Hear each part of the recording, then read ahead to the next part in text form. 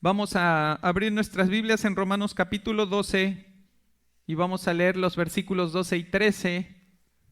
Vamos a ponernos de pie y vamos a leer Romanos 12, versículos 12 y 13. Lo vamos a leer juntos porque es un pasaje pequeño. Romanos 12, 12 y 13. Comenzamos. Dice: gozosos en la esperanza, sufridos en la tribulación, constantes en la oración, compartiendo para las necesidades de los santos, practicando la hospitalidad. Padre bendito, gracias Señor porque nos das tu palabra, una verdad que es absoluta, que está por encima, Señor, de todo lo que nosotros conocemos, de todo lo que nosotros vemos, Padre. Es realidad que podemos ser engañados por nuestros sentidos, Señor, y también es realidad que nunca vamos a ser engañados por tu palabra. Por eso, Padre, es indispensable que veamos en ella toda la autoridad, toda determinación, todo decreto que ha emanado de ti para que nuestras vidas se conformen a esa gracia que tú has manifestado en Jesucristo, Señor. Por lo tanto, Padre, te pedimos que tú derrumbes cualquier argumento, cualquier pretexto, cualquier desinterés que se pueda levantar en nuestros corazones, en nuestras mentes, cualquier obstáculo que nuestra carne quiera poner a tu verdad, y que en la obra del Espíritu Santo podamos ser enseñados, instruidos, iluminados, aconsejados, exhortados, Señor, de tal forma que al salir de aquí tengamos la certeza de que solo una cosa es necesaria hacer, y eso es poner por práctica la palabra que tú nos has hablado. Bendice a tu iglesia, Señor. Bendice a mis hermanos que están aquí hoy, y te rogamos tu guía y tu dirección en el nombre de Cristo Jesús. Amén. Bien, hermanos, pueden tomar sus asientos. Como les decía, hoy retomamos en nuestro estudio de Romanos después del periodo en el que pudimos fijarnos en la obra de Jesucristo en su primera venida, ¿no? Nada tiene sentido sin Él y nada tendrá sentido sin Él, ¿no? Es tan necesaria o fue tan necesaria su encarnación como es tan necesario su regreso. Nosotros no solamente volteamos atrás para buscar a Cristo, sino que volteamos al frente para seguir viendo a Cristo, porque hacia allá es hacia donde avanzamos. Entonces, es importante que preparemos nuestro corazón para escudriñar a Cristo, para escudriñar la manera en la que Él se revela y cómo se manifiesta, pero también que preparemos nuestro corazón para esperar a Cristo. Para estar bien afirmados, para estar bien centrados en las cosas que tienen que ver con esta vida y con la siguiente, porque no todo lo que vivimos en esta vida va a llegar a la siguiente. No todo lo que nos ocupa en esta vida nos va a ocupar en la siguiente. De hecho, hermano, realmente casi nada de lo que nos ocupa en esta vida nos lo vamos a llevar a la siguiente. Es Cristo y solo Cristo en quien perseveramos, en quien confiamos, en quien descansamos, porque es la certeza de nuestra siguiente vida y de nuestra eternidad. Entonces, hermano, es importante que vayamos fijándonos nuestros ojos, ¿sí?, en el futuro, ¿sí?, que no nos agobiemos por el pasado, ese ya ha sido perdonado por Cristo, que no nos angustiemos por el presente, ese está en manos de Cristo. Y lo que está diciendo Pablo hoy es: gócense en la esperanza. Si en algún lugar van a poner su corazón, su confianza, y de algún lugar va a brotar su alegría, ¿sí?, esa alegría esa alegría que es ininteligible para los hombres que no conocen a Dios, esa está en el futuro. Esa está en lo que nosotros esperamos de parte de Dios. Entonces, hermano, esta vida, como ya le hemos mencionado, ¿sí?, tiene su base en las doctrinas bíblicas que conforman el fundamento de la fe cristiana. Es en esas doctrinas en las que se construye. Son verdades que no podemos alterar, modificar o creer a libre interpretación. Yo no puedo hacerme el Cristo que más me agrade, ¿no? No es como esos muñecos que ahora venden en las tiendas, que vas y tú te lo armas como quieres y te entregan entonces tu versión del muñeco que más se parece, si quieres, a ti o a quien sea. No es ese Cristo, ¿no? Cristo es la imagen misma de la sustancia de Dios.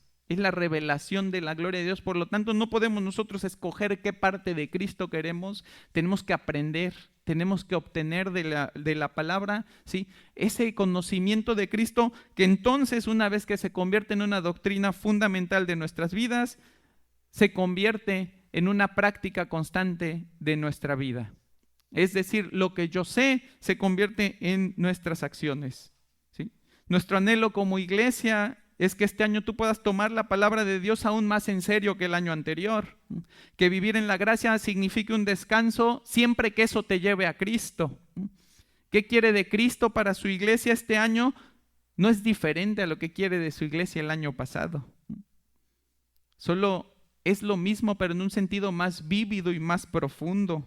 Lo que Él espera de nosotros es nuestra santificación bajo el control del Espíritu Santo y la certidumbre de que la palabra nos transforma para encaminarnos a la eternidad. Eso es lo que leímos y repasamos hace un momento cuando decíamos, ¿para qué estudiamos la Biblia? ¿Qué es lo que quiere Dios de nosotros en este año? Que caminemos en la dirección que nos conduce al cielo. Y esa dirección, ese camino es en Cristo, ese camino es Cristo, ¿sí? No puedes hacer nada fuera de Él, no puedes obtener nada fuera de Él. Romanos 6:22 dice, mas ahora que han sido libertados del pecado y hechos siervos de Dios, tienen por su fruto la santificación y como fin la vida eterna. Entonces fíjate qué importante es la santificación. Por eso te decía, ¿qué quiere Dios de ti este año? Que seas más santo que el año pasado. Fíjate qué interesante es que dentro de todo lo que el Señor nos pudo haber dado en su gracia, el proceso en el cual Él decidió ponernos como sus hijos es el de santificarnos, no el de gratificarnos. No nos quiso dar todo lo que queremos en esta tierra, darnos todos los premios, recompensas, paliativos que a nosotros nos encantaría tener aquí. No ese es el proceso en el que Dios nos puso en un proceso de santificación. Ahora, ¿por qué dicen? ¿Y ahora qué está predicando el pastor? ¿Ya se fue por otro lado? No. ¿Cómo se manifiesta ese fruto de santificación que nosotros vemos en Romanos capítulo 6? Bueno, lo que llegamos nosotros a encontrar cuando avanzamos al capítulo 2 es que en primer lugar mi santificación se evidencia por la manera en la que me entrego a Dios y su voluntad. Y eso lo leemos en Romanos 12, 1 y 2. Vamos a ponerlo, Romanos 12, 1 y 2. Y alguien que lo pueda leer, por favor, Romanos 12, 1 y 2. Así que, hermanos, os ruego por las misericordias de Dios que presentéis vuestros cuerpos en sacrificio vivo, santo, agradable a Dios, que es vuestro culto racional. No os conforméis a este siglo, sino transformaos por medio de la renovación de vuestro entendimiento, para que comprobéis cuál sea la buena voluntad de Dios, agradable y perfecta. Gracias, Rigo. Entonces, ¿cómo se manifiesta mi santificación? Bueno, por la manera en la que me entrego a Dios y a su voluntad. Allí es donde se nota que estoy siendo santificado, ahí es donde se nota que ya no estoy viviendo para mí, estoy viviendo para Dios. Pero después de los versículos 3 al 13, nosotros vamos a ver que esa santificación se evidencia por la manera en la que yo me entrego a mi iglesia local.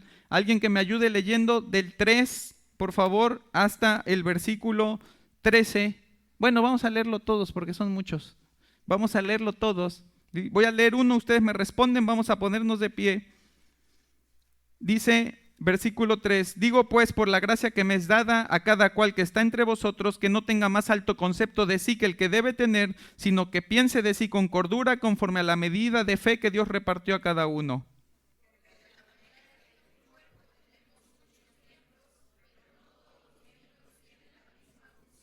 Así nosotros, siendo muchos, somos un cuerpo en Cristo y todos miembros los unos de los otros.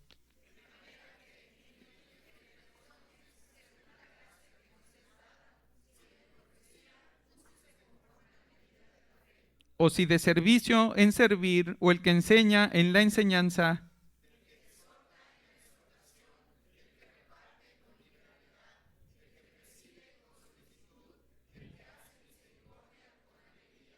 El amor sea sin fingimiento, aborreced lo malo, seguid lo bueno.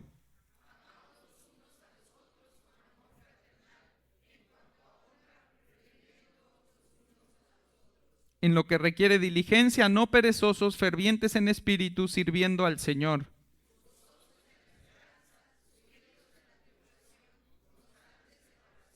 Juntos compartiendo para las necesidades de los santos, practicando la hospitalidad. Entonces, fíjate, ya se pueden sentar, hermanos, gracias. ¿Me puedes bajar un? Entonces nosotros podemos ver allí cómo se manifiesta ahora nuestra santificación por la manera en la que nos entregamos en la iglesia, por la manera en la que le servimos a la iglesia. Un servicio que es sacrificial, uno que no se trata de mí y de qué hago para sentirme bien en la iglesia, sino de qué hago por mis hermanos para edificarlos y para darles lo que Dios me dio a mí y lo que Dios me dio para ellos, ¿sí? A través de mi servicio. Y vamos a ver que al final del capítulo 12, la manera en la que nosotros expresamos y evidenciamos nuestra santificación es cómo me entrego a los perdidos y su evangelización. A partir del versículo 14, que ya no lo vamos a leer, nosotros vamos a ver allí que las instrucciones ya no son para los que están dentro del cuerpo, sino para los que están fuera del cuerpo. Así que mi intención es concluir en un par de domingos estas instrucciones respecto a cómo entregarnos por el bien y la atención de las necesidades corporativas. Pero antes de avanzar y para repasar también un poco, quiero que repasemos en qué contexto nosotros estamos estudiando la enseñanza de Pablo a la iglesia de Roma, ¿no? Recordemos que nosotros sabemos que la iglesia de Roma estaba conformada por una mezcla de judíos y de gentiles que habían conocido el evangelio y que habían puesto su confianza en Jesucristo. Ese grupo durante un buen tiempo estuvo poniendo de cabeza, si así lo quisiéramos ver, a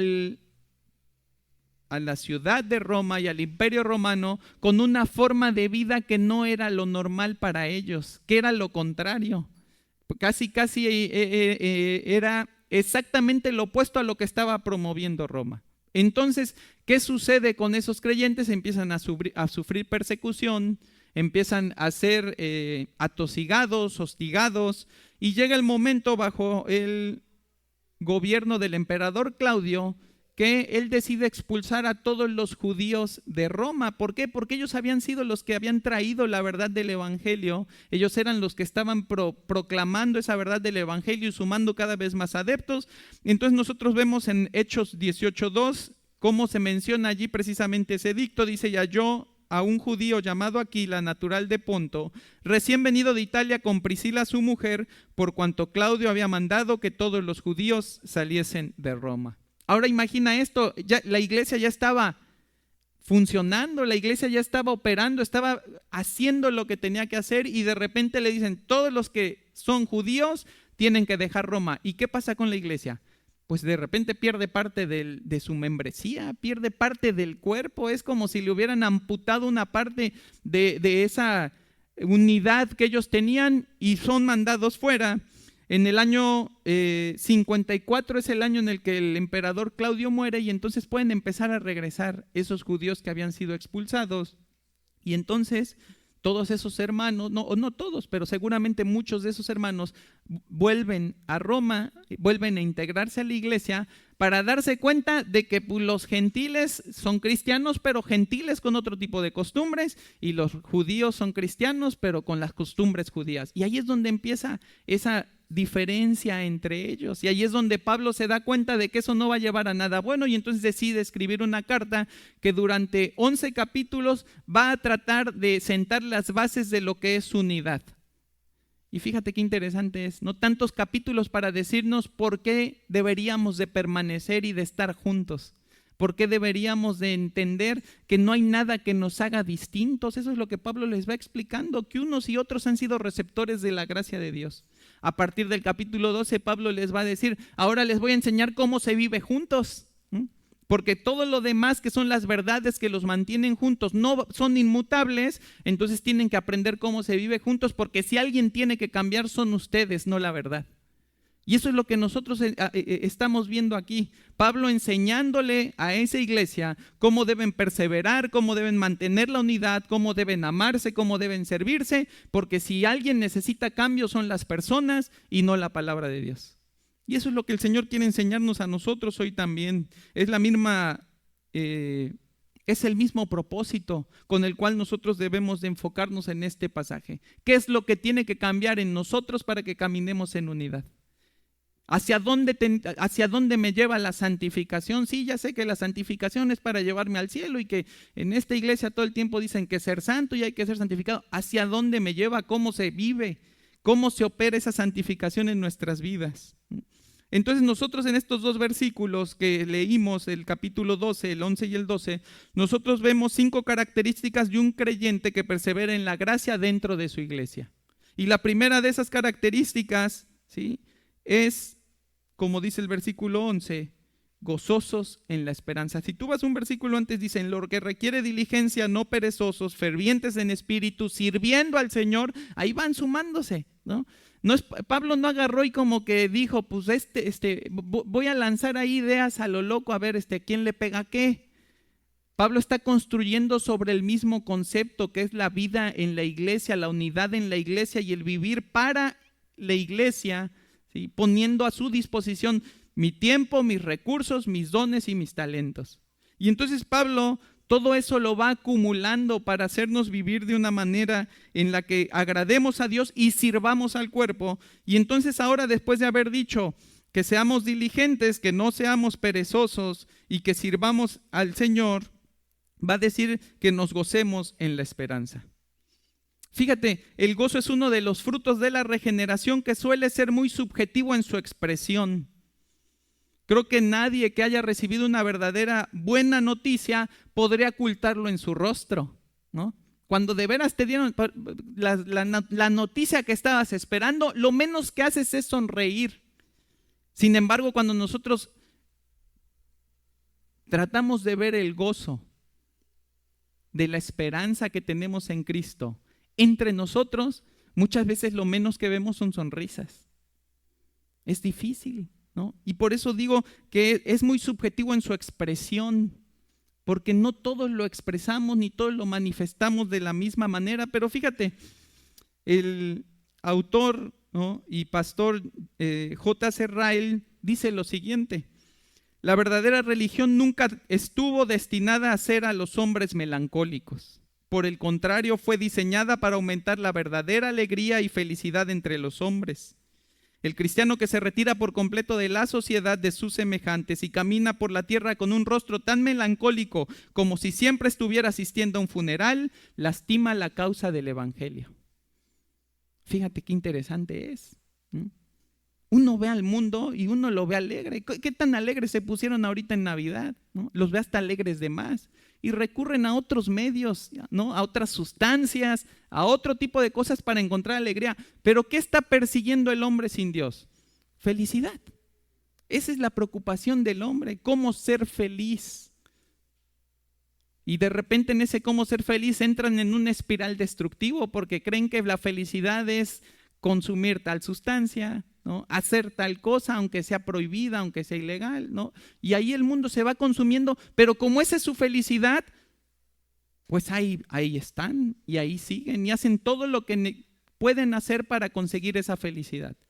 Y pareciera que nosotros no encontramos felicidad suficiente en Jesucristo como para entregarnos con esa misma pasión y determinación a Él, de tal forma que se manifieste esa alegría mucho más tiempo del que se manifiestan nuestras melancolías, nuestras tristezas o nuestras dificultades. Entonces, cuando nosotros vemos a Pablo instruyéndonos aquí a ser gozosos en la esperanza, Pablo no está hablando, y cuando te hablo de esto, quiero decirte que me estoy hablando a mí antes que a ti, ¿sí?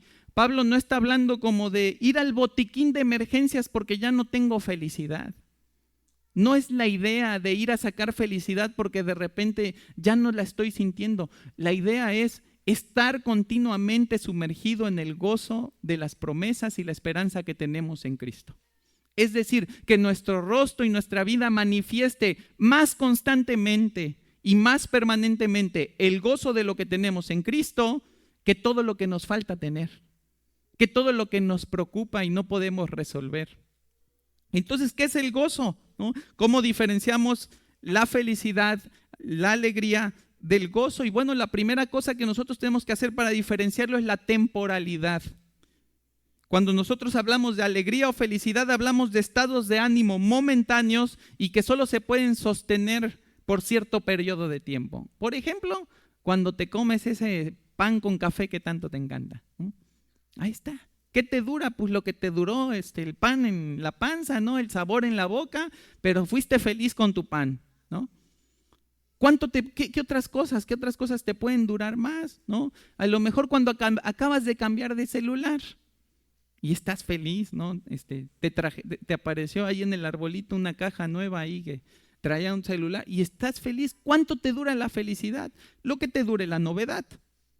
Una vez que se pasó la novedad, ya no hay razón para estar feliz por eso. ¿Cuántos días tienen que pasar para que un celular nuevo sea viejo, ¿no? Entonces, nosotros encontramos alegría fácilmente en cosas que son temporales, en cosas que son pasajeras, efímeras, ¿sí? Pero nos cuesta mucho trabajo encontrar felicidad en las cosas que son eternas e inmutables. Entonces, esa es la manera de diferenciarlo, ¿no? El gozo del griego kairo, ¿sí? Al ser de origen divino, se convierte en un estado continuo y permanente de alegría.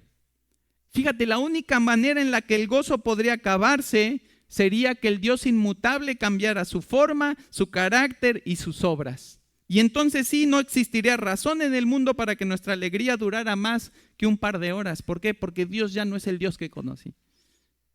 Gracias a Dios que Él es inmutable. Gracias a Dios que todo lo que ha prometido es totalmente cierto, que no va a cambiar, que no va a actualizarnos los términos y condiciones de nuestra salvación, sino que todo es tal y como Él lo prometió y Él va a cumplir todo lo que Él dijo. Fíjate, Isaías 35:10 dice: y los redimidos de Jehová volverán y vendrán a Sión con alegría, y gozo perpetuo será sobre sus cabezas, y tendrán gozo y alegría, y huirán la tristeza y el gemido. Fíjate cómo dice: gozo perpetuo, gozo para siempre. Esa es la diferencia entre una alegría y el gozo. La alegría va y viene, la alegría se pasa, ¿no? Pero el gozo no. El gozo permanece porque no cambia nada de lo que sostiene esa alegría, de las razones que nos dan esa alegría. Pero además de que es distinto en su temporalidad, sabemos que es distinto en la intensidad. La palabra griega gozo implica en sí mismo una cantidad excesiva de alegría. Una cantidad excesiva. Ahora, el asunto aquí es que nosotros somos alegres porque reaccionamos a cosas. No sacamos alegría de nosotros mismos. La alegría, el gozo, ¿sí? Es una respuesta a algo que está externo a nosotros. Entonces, cuando hablamos de la intensidad, no hablamos de que yo tengo una capacidad más grande de ser feliz que otros, y entonces unos van a ser siempre más melancólicos, nostálgicos y tristes que otros, y unos van a andar siempre sonriendo. Sí hay hermanos así, pero no es que sea su capacidad. No es que ellos tengan un depósito sin fondo de gozo del que tú dices: ¿y cómo le hace para estar siempre así? Ya todos están volteando a ver a los mismos hermanos, ¿verdad? Ya todos están pensando en lo mismo. No es que tengan ellos y que digan, como el mago, ¿no? Que le saca el sombrero, los pañuelos y dice: si nunca se le acabó. ¿Por qué? Es cierto que no se le acabó, pero es porque no está en él o no está en ella. Es diferente en intensidad porque emana de Dios mismo. Es la diferencia entre una vela dentro de tu hogar y la luz del sol que irradia a todo un planeta. Esa es la diferencia. ¿Cuánto te durará la vela, no? ¿Cuánto te durará el primer soplo, el aire, el accidente, la caída en la que la vela se acabó y ahí se acabó la alegría? Pero dime quién puede apagar el sol. Dime quién puede apuntarle una manguera al sol y quitarle de esa luz que irradia todo el tiempo, permanentemente y con la misma intensidad. A veces hace más calor que otras, ¿no? Pero es una fuente continua. Esa es la diferencia entre el gozo que viene de Dios y la alegría, que la fuente de ese gozo, que es Dios mismo, es una fuente continua. Y que entonces cuando nosotros estamos luchando tengo pocos momentos de alegría, tengo pocos momentos de gozo, no, el problema no es la fuente, el problema es de dónde nosotros estamos tomando nuestras alegrías, de dónde estamos sacando nosotros nuestras razones para ser felices. A Dios le ha placido darnos suficientes razones para que el gozo de nuestra esperanza sea más intensa que las microexplosiones de alegría que este mundo nos puede ofrecer. Fíjate, el Salmo 16:11 dice, me mostrarás la senda de la vida, en tu presencia hay plenitud de gozo. Díganme a cuál de los hijos de Dios le es negada la presencia de Dios. Díganme si no es esa la confianza que nosotros tenemos en Cristo, de entrar directamente en la presencia de Dios y encontrar allí todo el gozo que necesitamos para nuestra vida. ¿Cómo estoy? No importa, porque Él sigue siendo el mismo. Porque las razones que Él me da para tener gozo, para tener alegría, siguen siendo las mismas. ¿De dónde voy a tomar? ¿Sí? ¿De mí? ¿Del mundo? ¿De la carne? ¿De todas las tentaciones que se me ofrecen y se me ponen delante? ¿O voy a ir a Dios a buscar toda la alegría y plenitud que necesito? Entonces nuestra vida en Cristo se debe distinguir por el gozo. Aun y cuando el pecado sea abrumador y el proceso de santificación sea extenuante, no son nuestros pesares los que determinan nuestro ánimo, sino las certezas que tenemos aseguradas en Cristo. Que dice Juan, que si confesamos nuestros pecados, Él es fiel y justo para perdonar nuestros pecados y limpiarnos de toda maldad. Y como dice Filipenses, que el que comenzó en nosotros la buena obra la va a terminar hasta el día de Jesucristo. ¿Tengo razón para ser feliz? Me sobran. ¿Cuál es el problema? Que mis ojos no están allí. Estoy viendo otras cosas. Estoy buscando la felicidad en otras cosas. En que me salga mejor esto, en que me vaya mejor aquello, en que Pepito se porte mejor y saque mejores calificaciones en la escuela, en que el que me debe me pague, ¿no? O sea, hay un montón de lugares donde estamos buscando la felicidad, pero poco tiempo pasamos en la presencia de Dios donde hay plenitud de gozo. Ahora, ¿cuál es nuestra esperanza? Fíjate, Romanos 5, 1 y 2. Dice, justificados pues por la fe, tenemos paz para con Dios por medio de nuestro Señor Jesucristo, por quien también tenemos entrada por la fe a esta gracia en la cual estamos firmes y nos gloriamos en la esperanza de la gloria de Dios. Nuestra esperanza es que hemos sido regenerados, nuestro corazón ha sido cambiado, que ciertamente lo que antes amaba, ¿sí? Lo que antes me llamaba la atención, a lo que antes me entregaba, ya no tiene control sobre mí y ahora tengo la posibilidad de depositar mi esperanza, mi confianza y buscar mi gloria en la gloria de Dios. Dice Tito 2, 11 al 13, porque la gracia de Dios se ha manifestado para salvación a todos los hombres, enseñándonos que, renunciando a la impiedad y a los deseos mundanos, vivamos en este siglo sobria, justa y piadosamente. Y fíjate que dice el 13, aguardando la esperanza bienaventurada y la manifestación gloriosa de nuestro gran Dios y Salvador Jesucristo. ¿Qué quiere decir? Que no tengo un boleto VIP para llegar al cielo. No va a venir azafatas celestiales a ofrecerme qué quiero comer y qué quiero beber, ¿no? No me van a poner una colchita si me quedo dormido y me da frío, ¿no? No voy a ir en un avión sin turbulencias. No es eso. Es que a pesar de todo eso, lo que está delante de es mucho mejor. Es suficiente motivo para que yo pueda encontrar alegría para vivir esta vida, gozo para enfrentar estos problemas, ¿sí? Calor en la comunión con Dios para enfrentar los días fríos, ¿sí? Pero es allá, es en Cristo, es en su manifestación gloriosa, es en la esperanza de lo que obtendremos cuando Él venga por nosotros, que está nuestra alegría. Hebreos 3:6, ¿no? Pero Cristo como hijo sobre su casa, la cual somos nosotros, si retenemos firme hasta el fin la confianza y el gloriarnos en la esperanza. Está hablando de cómo Cristo es Señor de todo y dice Cristo es Señor de su casa. Y esa casa son ustedes. Pero ¿cuándo son ustedes? Dice, si retenemos firme hasta el fin la confianza y el gloriarnos en la esperanza. Es decir, si está depositada toda nuestra fe en Él, es que Cristo es el Señor de esta casa. Y si Cristo está en esta casa, ¿qué podría hacerme infeliz? ¿Qué podría causarme tristeza? Imagina esto, ¿no? Si tú pudieras recibir una visita, si de repente alguien viniera y pudieras recibir la visita que más quieres, ¿sí? Que tú dices, podría ser feliz para siempre si estuviera aquí conmigo, ¿sí? Eso es lo que sucede en Cristo. Leía hace rato nuestro hermano, he aquí yo estoy con vosotros todos los días hasta el fin del mundo. Si eso no te causa felicidad, hermano, el problema no es Cristo. El problema es que no haya razones para ser feliz. El problema es que tú estás buscándola donde no la vas a encontrar. Que tú quieres gozarte, pero no en el gozo de las promesas que Dios te da y de las certezas que tienes en Cristo. Fíjate, Colosenses 1:26 dice, el misterio que había estado oculto desde los siglos y edades, pero que ahora ha sido manifestado a sus santos, a quienes Dios quiso dar a conocer las riquezas de la gloria de este misterio entre los gentiles, que es Cristo en vosotros, esperanza de gloria. Ahí está. ¿Por qué nos falta tanta felicidad durante nuestros días? ¿Por qué nos falta tanto gozo durante nuestras semanas, meses y años? Porque no se tratan de Cristo. Porque no hacemos de nuestros días y de nuestro tiempo, ¿sí?, que la razón sea Cristo.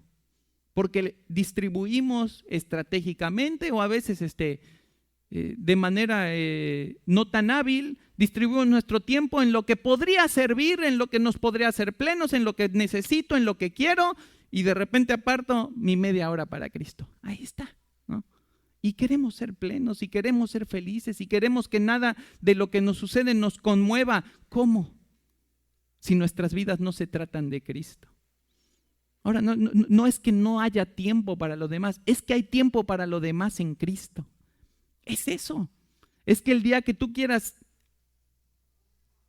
y logres, ¿sí?, trabajar por agradar a Cristo, limpiar por agradar a Cristo, ¿no?, peinarte, cepillarte, limpiarte, arreglarte por agradar a Cristo, ese día es el que tienes todas las razones, todos los motivos para ser plenamente gozoso en tu vida.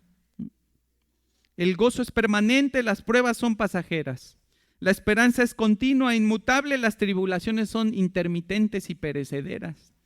Nuestra naturaleza pecaminosa ha sido vencida y nuestro espíritu vivificado por Cristo. Nuestra vida ha sido arrebatada del infierno y está escondida con Cristo en Dios. ¿No es eso suficiente para hacernos permanentemente felices? El problema de muchos creyentes, y yo estoy entre ellos, es que nos urge poner la vista en la esperanza, en las verdades de Cristo, en las realidades de Cristo, cuando las cosas de la tierra se ponen tan difíciles que ya no podemos controlarlas. Y ahí sí decimos, ¿dónde está mi felicidad? ¿Dónde puedo encontrar algo más de todo esto que me está secando, que me está drenando, que me está dejando como el ciervo que brama por las aguas? Y ahí es cuando volteamos a ver la esperanza. Pero mientras la vida nos parece manejable, se nos olvida con facilidad la plenitud de promesas que no son de esta vida, sino de la siguiente. Un creyente que persevera es uno que medita constantemente en las promesas futuras de Dios en Cristo, que anhela su morada celestial, que añora el regreso de Jesucristo, que se despierta y se va a dormir con Maranata, ¿sí? El Señor vuelve pronto. Y esa es su oración. Queremos basar nuestra felicidad en el hoy, y lo que Pablo está diciendo es que nuestra felicidad está basada en el futuro. No es en el hoy. No es el hoy el que te va a hacer perseverar, porque el hoy es imperfecto, el hoy tiene altibajos, ¿sí? Ciertamente en la esperanza de Jesucristo confiamos que todo esto va a mejorar, pero hoy es difícil. Hoy hay dudas, hoy hay incertidumbres, hoy hago mi voluntad o la de Dios, hago la voluntad del otro o hago la voluntad de Dios. Hoy estamos luchando con todo eso. Pablo decía, miserable de mí, ¿quién me librará de este cuerpo de muerte? Hoy estamos luchando contra ese cuerpo de muerte. En el futuro ya no. En el futuro todo eso se acabó. Solo Cristo es tan confiable como para depositarle todas las razones por las que nosotros nos podemos y nos debemos de gozar. Es cierto que en este mundo gozamos de bendiciones que nos alegran, pero ninguna de esas bendiciones es tan cierta como la persona de Cristo, que es nuestra bendición suprema. Nos alegramos con un trabajo que podemos perder por muchas razones. La empresa se va a bancarrota, llegó alguien que es más productivo que yo, me enfermé y ya no pude regresar, le caí mal a mis compañeros, se hicieron su complot para sacarme del trabajo, ¿no? El jefe quiso meter a su sobrino, ¿no? Nada nos asegura que el trabajo que tenemos hoy lo tendremos para siempre. Pero ¿a poco no depositamos tanta de nuestra felicidad allí? Ahora piensa en esta inconmovible verdad que nos ha dado Dios. Mirad las aves del cielo, que no siembran, ni ciegan, ni recogen en graneros, y vuestro Padre Celestial las alimenta. ¿No valéis vosotros mucho más que ellas? ¿Y quién de vosotros podrá, por mucho que se afane, añadir a su estatura un codo? Y por el vestido, ¿por qué os afanáis? Considerad los lirios del campo cómo crecen, no trabajan ni hilan, pero os digo que ni aun Salomón con toda su gloria se vistió así como uno de ellos. Y si la hierba del campo que hoy es y mañana se echa en el horno, Dios la viste así, ¿no hará mucho más a vosotros, hombres de poca fe? No os afanéis pues diciendo qué comeremos o qué beberemos o qué vestiremos, porque los gentiles, los que no conocen a Dios, buscan todas estas cosas, pero vuestro Padre Celestial sabe que tenéis necesidad de todas estas cosas. Mas buscad primeramente el reino de Dios y su justicia, y todas estas cosas os serán añadidas. ¿En qué quieres confiar? ¿De dónde quieres sacar tu alegría? ¿De ese trabajo que tú crees que está muy seguro? ¿De esa pensión que tú crees que está muy segura? ¿O de lo que Dios te promete? ¿Qué quieres que nutra tu gozo? ¿Qué tan fácil se va a ir tu gozo cuando de repente le corten un porcentaje a la pensión, ¿no? Cuando de repente el banco se equivoque y se la esté mandando a otro por determinado número de meses y no te llegue nada, ¿no? ¿Y dónde podría estar tu gozo si en realidad descansas en que Dios es el que te sustenta a ti? En que tu bienestar depende de Dios. En que si así cuida de las aves y si así cuida de los lirios, que es una hierba que hoy está y al otro día se seca, ¿cómo no va a cuidar de sus hijos? Nos emocionan los títulos que pueden ser superados o pueden volverse obsoletos. Nos gusta ser licenciados hasta que llega uno con maestría. Nos volvemos maestros para después, ¿no?, recibir a otro que ya tiene doctorado. Nos convertimos en doctores tan solo para darnos cuenta de que la vida ha transcurrido y ahora, sin importar el título o el trabajo, se lo dan a aquel que sabe más de tecnología, al que le entiende más a ese tipo de cosas, ¿no? ¿Y qué importó que yo tuviera ese gran título? Ahora viene uno, como decían mucho en la iglesia donde empecé, un imberbe, ¿no? Uno que no tiene experiencia. Imberbe es que no tiene barba, que es joven, que no sabe nada. Y ahora ese es tu jefe. Y tú hiciste todo lo que el mundo te dijo que tenías que hacer para que fueras reconocido, honrado y bien pagado. Y de repente te ponen al imberbe. Y ahora ese te da órdenes. Y ahora ese te dice qué hacer, ¿no? Tú le quieres enseñar algo de lo mucho que sabes y ni siquiera te quiere escuchar, porque ya es obsoleto, ya lo que tú sabes ya no sirve para el mundo de hoy. Pero piensa en ese título que hemos recibido por medio de Jesucristo. Dice Efesios 1:3, bendito sea el Dios y Padre de nuestro Señor Jesucristo, que nos bendijo con toda bendición espiritual en los lugares celestiales en Cristo. Dice Pedro que nosotros hemos sido hechos reyes y sacerdotes.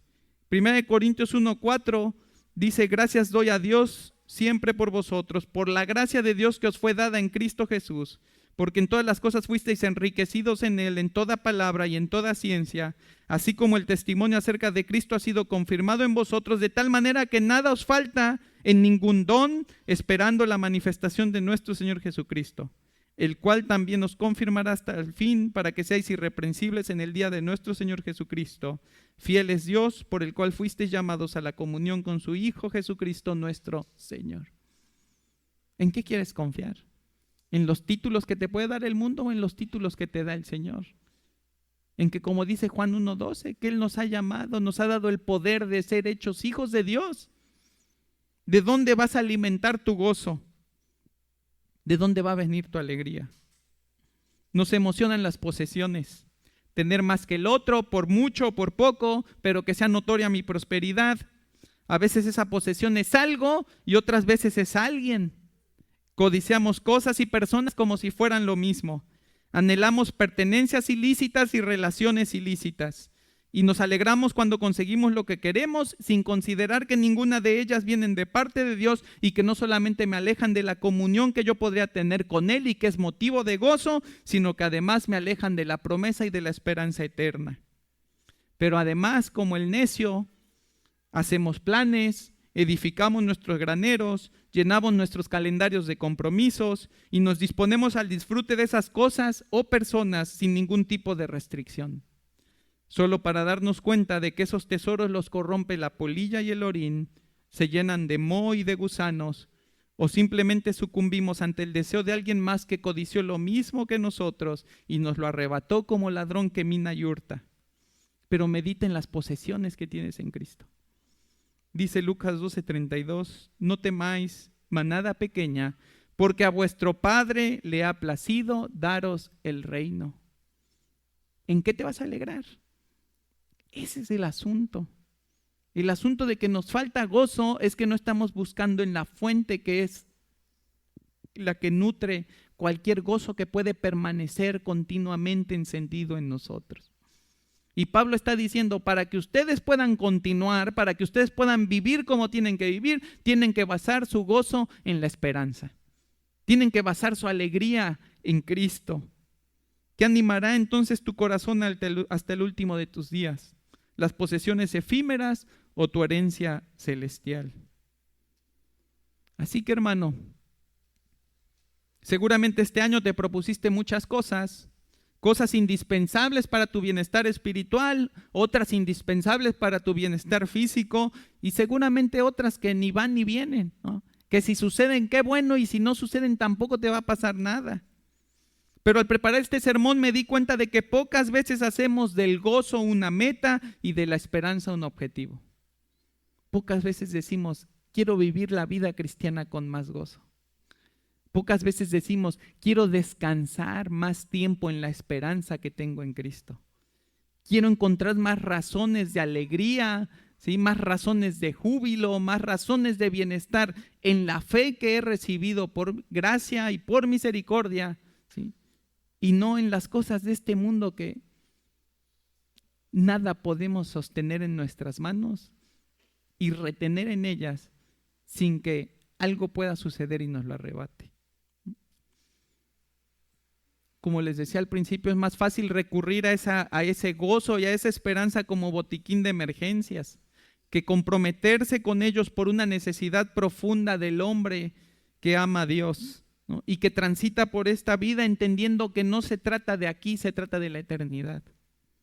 Y creo que el Señor quiere que comencemos al revés, que primero nos gocemos de la esperanza que tenemos en Él y luego encontremos gozo en lo que tenemos aquí por su gracia. No importa qué sea, todo lo que tú tienes aquí lo tienes por gracia de Dios. Aún tus hijos, aún eso que tú dices, salió de mí, sí, salió de ti porque Dios lo envió. Dios nos está pidiendo hoy que tomemos el gozo de donde quiera que lo tengas puesto. No sé qué es, hermano. A lo mejor es tu cuenta de ahorros, a lo mejor es que ya tienes casa propia y no tienes que pagar renta, ¿no? A lo mejor es la iglesia y tú dices, pues mientras la iglesia esté bien yo soy feliz, y el día que la iglesia empieza a pasar pruebas ahora eres infeliz porque tu felicidad era la iglesia y no Cristo, ¿no? No sé qué sea, no sé dónde tengas repartido tu gozo, porque normalmente es como las apuestas, no le apuesto todo al mismo caballo, ¿no? No quiero perder todo de golpe, le voy poniendo aquí y allá, lo voy repartiendo, de repente aquí me está dando mejor rédito, le jalo de donde no y lo pongo allá, no sé dónde lo tengas repartido. Lo que sé es que el Señor quiere que hoy recojas todo. ¿Sí? Hoy tomes todo de vuelta y lo deposites en Cristo. Y hagas de Cristo tu gozo, hagas de Cristo tu esperanza y hagas de este año un año donde ser cristiano se note, ¿sí? No solo por el versículo que tienes pegado en la puerta, sino por la sonrisa, por la alegría, ¿sí? Porque es contagiable, porque ese gozo eterno nadie más lo tiene, y si nosotros no se lo llevamos al mundo, ¿quién se lo va a llevar? El Señor quiere corazones más dispuestos a alegrarse por los privilegios eternos que recibieron por gracia y menos inclinados a alegrarse por los beneficios temporales de esta vida. Porque sin ese gozo, perseverar en la búsqueda de la santidad se vuelve una losa pesada de llevar, sin aparente recompensa. Pero con los ojos fijos en la esperanza y con el corazón alegre por millares de razones que tenemos en Jesucristo, perseverar es caminar en la dirección en la que nos acercamos cada día paso a paso, minuto a minuto, a obtener la herencia completa y eterna que Dios ha reservado para nosotros en el cielo. Y ese mismo gozo que permea nuestra individualidad debe ser el que nutra nuestra unidad como iglesia. Fíjate, dice Juan 15, como el Padre me ha amado, así también yo os he amado, permaneced en mi amor. Si guardareis mis mandamientos, permaneceréis en mi amor, así como yo he guardado los mandamientos de mi Padre y permanezco en su amor. Estas cosas os he hablado para que mi gozo esté en vosotros y vuestro gozo sea cumplido. Este es mi mandamiento, que os améis unos a otros como yo os he amado. Hermano, ese gozo nunca va a ser completo si solo te amas a ti.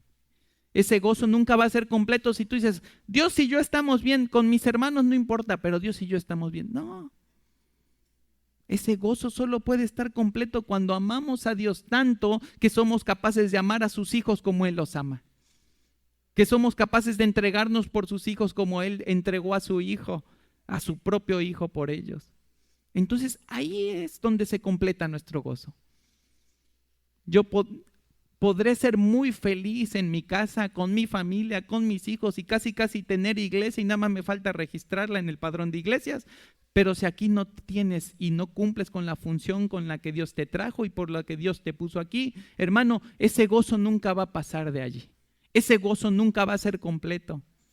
Y es más, es muy probable que te estés engañando con un gozo que no viene de Dios porque no estás viviendo en su voluntad, sino viviendo en la tuya. Así que dejemos de desperdiciar el tiempo, dejemos de hacer más grandes nuestras diferencias, dejemos de ver cuántas diferencias tenemos y empecemos a ver cuántas razones para estar juntos tenemos. Seamos maduros para mirar nuestro caminar antes de mirar el de nuestro prójimo y cuidar nuestra santidad antes de cuidar la de los otros. Y alegrémonos porque nuestra felicidad y plenitud de gozo está depositado en Cristo. Él es quien sustenta nuestra esperanza. Él es quien nos mantiene unidos como iglesia. Y Él es el único digno de adoración. Amemos la verdad, amémonos en verdad, ¿sí? Y juntos marchemos con firmeza a nuestra patria celestial, para que como todos los bienaventurados de Mateo 5, nosotros podamos escuchar de nuestro Señor: gozaos y alegraos, porque vuestro galardón es grande en los cielos. Así que, hermanos, este es el sermón de este día, que el Señor pueda hacer su obra en nosotros y nosotros podamos encontrar realmente todas las razones que necesitamos para vivir la plenitud de vida que Cristo nos ha ofrecido, una que viene acompañado de gozo, ¿sí? Una que ciertamente sufre reveses por el pecado, sufre reveses por el pecado de otro también, pero que nunca son más grandes que la gracia y la misericordia que nos ha sido manifiesta por medio de Jesucristo. Por eso va a decir Hebreos: puestos los ojos en Jesús, el autor y consumador de la fe. Vamos a ponernos de pie, hermanos, por favor. Gracias, Padre bendito, por esta palabra. Gracias, Señor, porque en tu sabiduría eterna tú has provisto de lo que tu iglesia necesita y de lo que cada uno de tus hijos necesita a través de este libro. Y, Señor, hoy quiero reconocer delante de ti cuántas veces me he visto abrumado por las circunstancias, cuántas veces me he visto cegado, Señor, porque las cosas no suceden como yo espero y he perdido de vista la razón de mi felicidad. Padre, perdona mi corazón, perdona mi pecado, perdona el pecado de tu iglesia, Señor, cuando dejamos de ver a Cristo y buscar en Él todas las razones que necesitamos para perseverar con alegría en esta carrera, Señor. Porque que la carrera sea difícil no significa que la carrera se deba correr sin alegría.